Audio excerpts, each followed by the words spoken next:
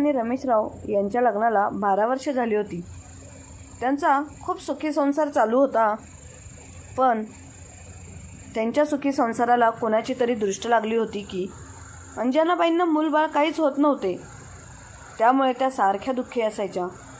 त्या सारख्या विचारात असायच्या की देवाने आपल्याला एक तरी मूलबाळ दिले तरी आपण खूप सुखी होऊ.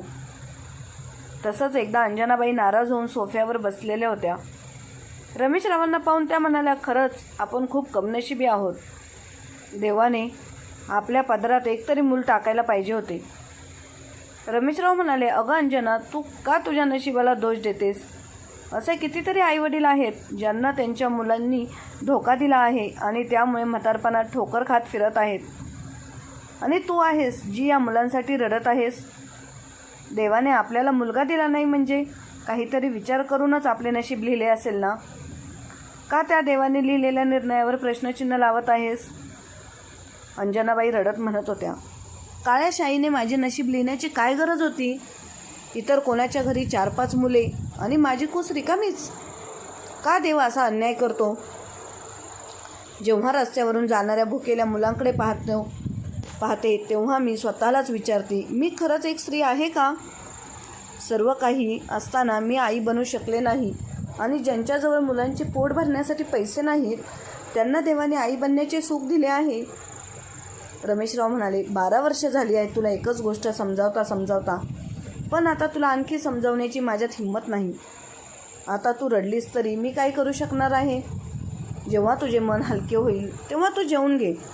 एवढे बोलून ते त्यांच्या दुकानात निघून गेले. रमेशराव यांचे बाजारपेठेत एक मोठं किराणा मालाचे दुकान होते आणि त्यातूनच त्यांचे घर चालत होते. त्यांना मुलगा नसल्यामुळे त्यांची पत्नी दुःखी असायची. दोघा नवरा बायकोने खूप उपचार केले पण काही उपयोग झाला नाही. एके दिवशी अंजनाबाईंची दूरची नातेवाईक राधिका काकी असंच एकदा त्यांच्या घरी आली. बोलता बोलता ती म्हणाली, माझ्या नंदेला 2 मुलीच होत्या, मुलगा नव्हता. घरी भरपूर संपत्ती आहे आणि तसेच तिच्या बहिणीला 4 मुलं झाली, पण घरी खाण्यासाठी मारामार. ती तिच्या बहिणीला म्हणाली, तू माझा एक मुलगा घे, मुलाचेही भले होईल आणि माझा भार देखील हलका होईल. यावर उत्सुकतेने अंजनाबाईंनी विचारले, मग बहिणीने घेतले का त्या मुलाला?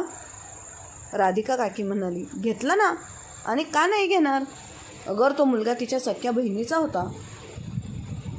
आणि मी तर म्हणते, जर अनाथ मुलाला चांगला प्रेमाने सांभाळून चांगले संस्कार देऊन मोठे केले तर मग तो मुलगा आपला का नाही होणार? तुम्हीही कोणत्या तरी नातेवाईकाचा मुलगा दत्तक घ्या, कमीत कमी म्हातारपणात पाणी देण्यासाठी तरी कामी येईल. आता तुम्हा दोघांची वेळ होत आले आहे. आता नाही मग काय म्हातारपणात मूल दत्तक घेणार आहात का? इकडच्या तिकडच्या गप्पा मारून चहा पाणी झाल्यानंतर राधिका काकी परत गेल्या. अंजनाबाईंच्या डोक्यात सारख्या त्याच गोष्टी येत होत्या. जेव्हा रमेशराव रात्री दुकानातून परत आली तेव्हा अंजनाबाई म्हणाल्या, एक गोष्ट बोलू का, ऐकाल का? रमेशराव म्हणाले, तुला माहीत आहे मी तुझे कोणतेही बोलणे टाळत नाही. हे बघ, माझी आई दुसरे लग्न कर म्हणून माझ्या मागे लागली होती, पण तरीही मी तिची साथ सोडली नाही. अंजनाबाई म्हणाल्या, जर आपण आपल्या एखाद्या नातेवाईकांच्या मुलाला दत्तक घेतले आणि त्याला आपले नाव दिले तर आवडेल का तुम्हाला? रमेशराव म्हणाले, अगं पण आपले नातेवाईक त्यांची मुलं आपल्याला का देतील? त्यांना आपल्याबद्दल माहीत नाही का? अगं आपल्याला मुलगा नाही तर ते तुला कोणत्या कार्यक्रमात बोलावत नाहीत आणि जरी बोलावले तरी तुला टोमणे मारतात आणि तू असल्या नातेवाईकांकडून अपेक्षा ठेवतेस. पण तरीही अंजनाबाई म्हणाल्या, एक वेळ बोलण्यास काय हरकत आहे? जर कोणी दिले नाही तर शेवटी आपण अनाथाश्रमातून मूल दत्तक घेऊया आणि त्याला आपले नाव देऊया. रमेशराव म्हणाले, मला हे योग्य वाटत नाही.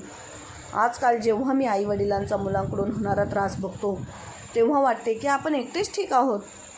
असे होऊ नये की परक्याला आपलेसे करून त्याच्याकडूनच आपली फसवणूक होईल, मग तेव्हा खूप त्रास होईल. त्यानंतर अंजनाबाई सर्व नातेवाईकांशी बोलली पण कोणीही मन मोठे केले नाही. उलट तिला 4 शब्द ऐकवले की देवाने तुला मुलगा दिले नाही म्हणून मग आम्ही आमचे मूल तुला काय द्यावे? बिचाऱ्या अंजनाबाई हार मानून शेवटी अनाथाश्रम गाठले आणि त्यांनी मुलाला दत्तक न घेता मुलगी दत्तक घेतली. कारण मुले मोठी झाल्यानंतर आईबाबांना त्रास देतात, त्यांचे जगणे नकोसं करतात आणि मुलींच्या आपल्या आईबाबांवर खूप प्रेम असते. मुलं कधीच आईवडिलांना त्रास देत नाहीत हा विचार करून त्यांनी मुलगी दत्तक घेतली. पण म्हणतात ना, जे व्हायचे असते ते झाल्याशिवाय राहत नाही.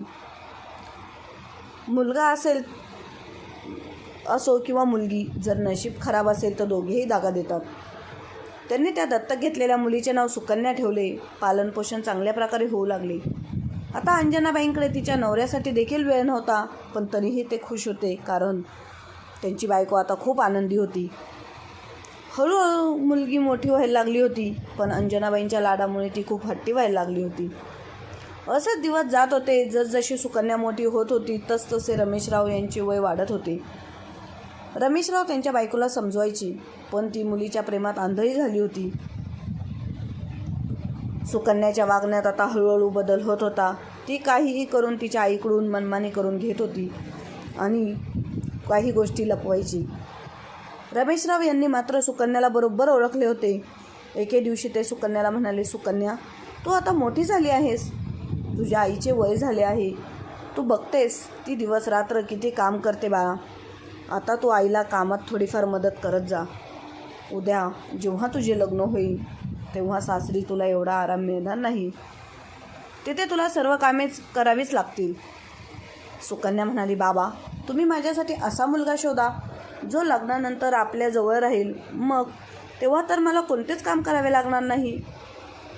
मुलीचे उत्तर ऐकून रमेशराव तिच्याकडे पाहतच राहिले. त्यांना वाटले, या मुलीला तर आपल्या आईची काहीच काळजी वाटत नाही. काळजी वाटते फक्त आपल्या सुखाची. एके दिवशी जेव्हा अशोक रमेशरावां अंजनाबाईंना म्हणाले, तू सुकन्यावर खूप प्रेम केले, तिच्यावर चांगले संस्कार देण्याचा प्रयत्न करत आहेस, पण जर नशीब खराब असेल तर आपले सुद्धा परके होतात. मग परक्यांकडून अपेक्षा करणे चुकीचे सिद्ध होऊ नये म्हणजे झाले. अंजनाबाईंनी आपल्या पतीला या कारण विचारले. तेव्हा रमेशराव यांनी सुकन्या आता जे काही बोलत होती त्याबद्दल सांगितले. तेव्हा अंजनाबाई म्हणाली की असू देत, अजून लहान आहे ती. रमेशराव म्हणाले, एवढीही लहान नाही आहे ती की आपल्या आईला होणारा त्रास आणि जबाबदारी समजत नाही. मी तर यासाठी बोलतोय की मी आज आहे तर उद्या नाही. मग तेव्हा तुझी काळजी कोण करेल? आणि ह्याच विचारात ते दुकानावर गेले. कोणास ठाऊक त्या दिवशी रमेशरावांना एवढी चिंता का वाटत होती, जसे काहीतरी वाईट घडणार आहे अशी शंका त्यांच्या मनात येऊन गेली. दुकानात पोहोचल्यानंतर त्यांनी एका कागदावर त्यांचे सर्व काही आपल्या पत्नीच्या नावावर करून ती चिठ्ठी त्यांच्या वकिलांच्या पत्त्यावर पाठवली. काही वेळाने त्यांची तब्येत बिघडली, त्यामुळे ते दुकान बंद करून घरी येत होते. तेव्हा रस्त्यात असताना चक्कर आली आणि ते जमिनीवर कोसळले आणि तिथेच त्यांचा मृत्यू झाला. अंजनाबाईंचा तर जगण्याचा आधारच गेला होता, पण मुलीसाठी त्यांनी स्वतःला सावरले. मुलीच्या शिक्षणात काही अडचण येऊ नये म्हणून त्यांनी दुकान सांभाळले. त्यांचा संपूर्ण दिवस घर आणि दुकान सांभाळण्यात जायचा, पण सुकन्याच्या वागण्यात काडी मात्र फरक पडला नाही. दिवस सरत होते. आता सुकन्याचे वय लग्नयोग्य झाले होते.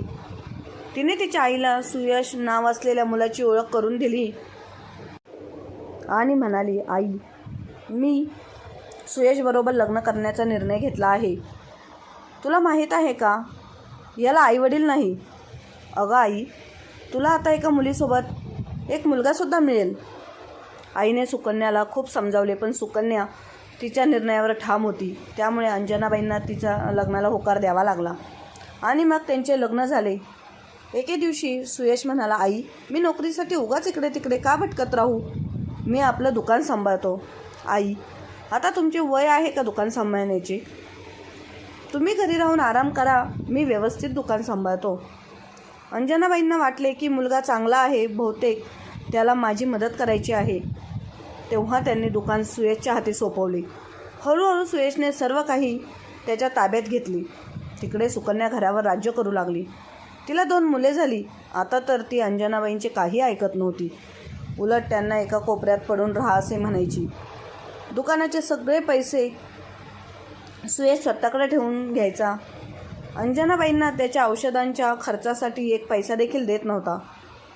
घराच्या वरच्या मजल्यावर 2 खोल्या होत्या. त्या खोल्या अंजनाबाईंनी भाड्याने दिल्या होत्या. आणि त्याच भाड्याच्या पैशातून त्या औषधांचा खर्च करत होत्या आणि त्या दिवसाला दोष द्यायच्या जेव्हा त्यांच्या मनात मूल दत्तक घेण्याचा विचार आला होता. एके दिवशी अंजनाबाई सुकन्याला म्हणाल्या, सुकन्या बाळा, माझ्या बाथरूममध्ये खूप शेवाळ आहे, ते साफ करून दे किंवा कोणाला तरी पैसे देऊन साफ करून घे. माझी कंबर खूप दुखते, त्यामुळे मला बाथरूम साफ करता येत नाही. तेव्हा सुकन्या म्हणाली, म्हातारपणात मूल दत्तक घेण्याची हिंमत होती, मग आता बाथरूम साफ करायला काय धाड भरली तुला? का असा विचार केला होता की मुलगी दत्तक घेतल्यावर म्हातारपणात तिच्याकडून कामवाली म्हणून घरकामाला ठेवेन? अंजनाबाई मुलीचे बोलणे ऐकून सुन्न झाल्या, कारण त्यांनी सुकन्यासमोर या गोष्टीचा कधीच खुलासा केला नव्हता की ती त्यांची मुलगी नाही. सुकन्या म्हणाली, तू मला सांग किंवा नको सांगू, तुझ्या नातेवाईकांनी मला सर्व काही सांगितले आहे. आता हे बाथरूम जसे आहे तसेच वापर, नाही तर पाय घसरून पड. त्याच्याशी मला काहीच देणे घेणे नाही.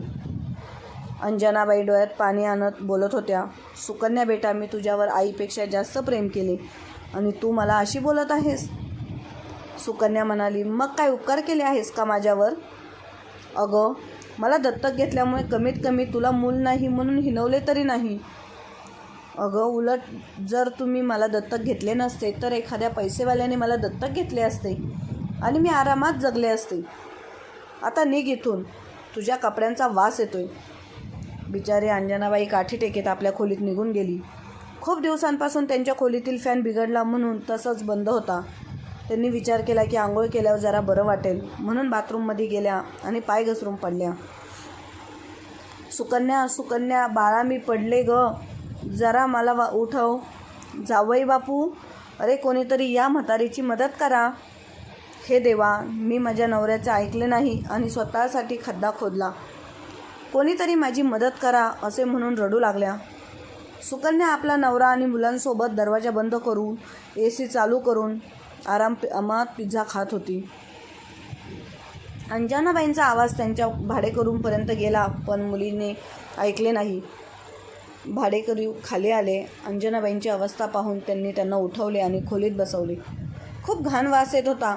भाडेकरू सुकन्याकडे गेले आणि म्हणाले, तुम्ही इथे दरवाजा लावून बसलात आणि तिकडे तुमची आई बाथरूममध्ये पाय घसरून पडली आहे आणि तुम्हाला माहितीच नाही? तेव्हा सुयश डोळे मोठे करून त्यांना म्हणाला, माझी सासू आहे, आम्ही पाहू, जा तुम्ही. आणि आता पुढे काही बोललात तर तुम्हाला आत्ताच्या आत्ता घर खाली करावं लागेल. भाडेकरू म्हणाला, आत्ता तर या घरात आम्हाला राहण्याची देखील इच्छा नाही. तू सांगण्याआधीच आम्ही घर खाली करतो. एवढे बोलून ते निघून गेले. सुकन्या आणि सुयश अंजनाबाईंच्या खोलीत गेले आणि त्यांना जोरात ओरडू लागले. बिचारी अंजनाबाई रडत म्हणाली, बाळा, मी तुला केव्हापासून आवाज देत होते, कमीत कमी माझे कपडे आणि अंथरूण तरी बदल, नाही तर मला थंडी वाजून येईल. सुकन्या म्हणाली, जगात कितीतरी म्हातारी माणसे मरतात, पण माझ्या डोक्यावरची ओझी काही कमी होत नाही. एवढे बोलून तिने जोरात अंजनाबाईंचा हात पकडला आणि दुसरीकडे ओढत चादर बदलली. रात्री सुयश कन्याला म्हणाला, अजून किती दिवस आपण या म्हातारीला सहन करणार आहोत? सुकन्या म्हणाली, मग मला काय त्या म्हातारीची सेवा करायला वेळ लागले आहे का? हे कोणी माझी आई वगैरे नाही. तुझ्याकडे यावर काही उपाय आहे का? आपण तिला एका वृद्धाश्रमाच्या बाहेर सोडून येऊ. तिथे हिच्यासारखे कितीतरी म्हातारी माणसे असतात. सुकन्या म्हणाली, मग विचार कसला करतोय? उद्या डॉक्टरांकडे घेऊन जाऊ आणि आईला वृद्धाश्रमात सोडून येऊ. दुसऱ्या दिवशी सकाळी सुकन्या म्हणाली, आई चल, तुला डॉक्टरांकडे घेऊन जाते. काल तू काय पाय घसरून पडलीस, त्यामुळे तुझा पाय दुखतोय म्हणत होतीस. आपल्या मुलीचे असे काळजीचे बोलणे ऐकून अंजनाबाईंना वाटले की त्यांचा विजय झाला. मुलीचे पालनपोषण करण्यात काही कमी केले नव्हते. त्यामुळेच मुलीलासुद्धा आईची काळजी वाटली. हा विचार करून ती त्यांच्यासोबत गेली. वृद्धाश्रमाच्या बाहेर असणाऱ्या बेंचवर अंजनाबाईंना बसवून सुकन्या म्हणाली, आई, हे काही पैसे तुझ्याजवळ ठेवतो, तोपर्यंत आम्ही दुसऱ्या डॉक्टरांचा सल्ला घेऊन येतो. जर आम्ही येण्यापूर्वी डॉक्टर आले तर त्यांना दाखव. एवढे बोलून ते हसली आणि तिथून निघून गेली. 1 तासानंतर तिथे एकदा माणूस आला आणि म्हणाला, ताई, तुम्ही इथे कधीपासून बसलात? तेव्हा अंजनाबाई म्हणाल्या, तुम्ही डॉक्टर आहात का? माझी मुलगी म्हणाली होती की डॉक्टर येतील आणि उपचार करतील, पण खूप वेळ झाला मी इथे बसली आहे, पण इथे तर कोणीच दिसत नाही. माणूस म्हणाला की मी दिवाकर आहे आणि तुम्ही कोणत्या हॉस्पिटलमध्ये नाही तर एका वृद्धाश्रमात आहात. अंजनाबाई रडायला लागल्या आणि त्यांनी घडलेली सर्व हकीकत त्यांना सांगितली. दिवाकर म्हणाले, यामध्ये तुमचा काही दोष नाही. तुम्ही तर एका अनाथ मुलीला आईचं प्रेम दिलं, तिला आपले बनवण्याचा प्रयत्न केला. जिला तुम्ही तुमची मुलगी समजून तुमच्या घरी घेऊन आलात, तिनेच तुम्हाला धोका दिला. जीवन अशी खराब असते तेव्हा आपले असू देत किंवा परके, ते सर्वजण आपला खरा रंग दाखवतात. चला आता, हेच तुमचे घर आहे. सुरुवातीचा एक आठवडा अंजनाबाई सारख्या रडत होत्या. डॉक्टरांनी तिच्यावर उपचार केले. जेव्हा अंजनाबाईंनी स्वतःसारखेच दुःखी असलेल्या वृद्ध माणसांना पाहिले तेव्हा त्यांना त्यांचे दुःख कमी वाटू लागले. एक दिवशी दिवाकर अंजनाबाईंना अनाथ आश्रमामध्ये घेऊन गेले आणि म्हणाले, बघा या अनाथ मुलांचा, यात काही दोष आहे? सर्वजण म्हणतात, लालन पालन केल्यानंतर वागणूक आणि मानसिकता बदलते. म्हणजे तुमच्यासोबत हा विचार करून तुम्ही या मुलांचा द्वेष कराल का? नाही, यामध्ये या निष्पाप मुलांची काय चूक आहे? मी तर हे म्हणेन की यामध्ये माझ्या मुलीची सुद्धा चूक नाही. मी तर तिला खूप प्रेम दिले होते, पण चांगले वाईट यातील फरक सांगायचे विसरले. माझा नवरा खरंच बोलत होता की जर नशीब खराब असेल तर मुलगा असो किंवा मुलगी, धोका कोणीही देऊ शकते. आता अंजनाबाई वृद्धाश्रमातील इतर उत्तम महिलांसोबत राहू लागल्या. त्यांनी दिवाकर यांची मदत घेऊन वकिलांना आपली सर्व हकीकत सांगितली.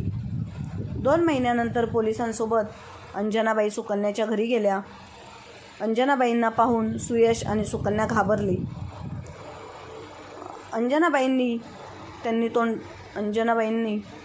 त्यांनी तोंडातून एकही शब्द काढला नाही. त्या गुपचूप आपल्या खोलीत गेल्या आणि त्यांनी आपल्यासोबत नवऱ्याचा फोटो घेतला.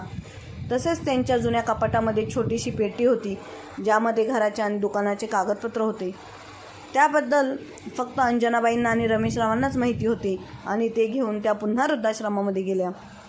त्या गेल्यानंतर लगेच पोलिसांनी सुकन्याला काठीने मारून लाल केले आणि तसेच सोबत सुयशलाही पोलिसांनी खूप मारहाण केली आणि सर्व सामान घरातून बाहेर काढून फेकून दिले.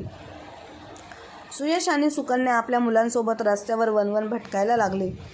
त्यांनी अनेकदा अंजनाबाईंची माफी मागितली. त्यासाठी ते सतत वृद्धाश्रमात जात होते, पण अंजनाबाईंनी त्या दोघांना भेटण्यास नकार दिला.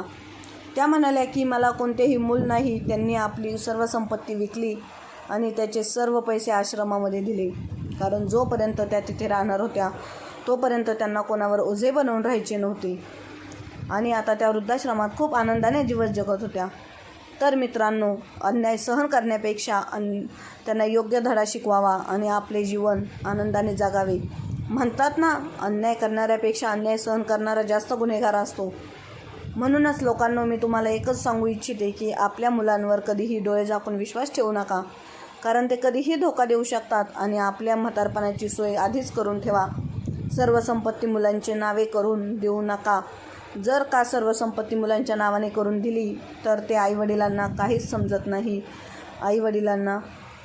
आईवडील त्यांना ओझे वाटतात आणि ते त्यांना वृद्धाश्रमात पाठवून देतात.